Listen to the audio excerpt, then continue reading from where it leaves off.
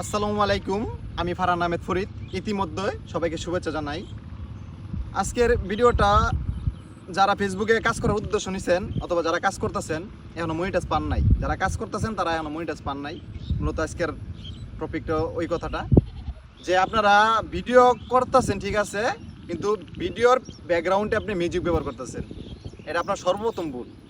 আপনি মনিটাইজ পাইছেন না, কিন্তু আপনি প্রতিনিয়ত ভিডিওর পিছনে কি করতেছেন, মিউজিক ব্যবহার করতেছেন।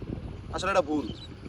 আমি অনেক আমার ভিডিও ডিলিট করছি, মিউজিক ছিল, কিন্তু কোনো লাভ নাই।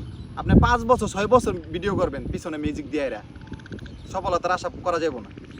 আপনি নিজের থাইকা, আপনার নিজের ভয়েস থাইকা ভিডিও ছাড়বেন, ঠিক আছে?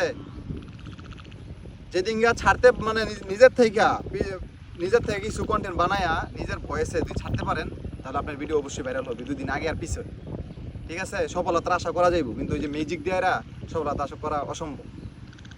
তাই ভিডিওটা আজকে এইটুকুই।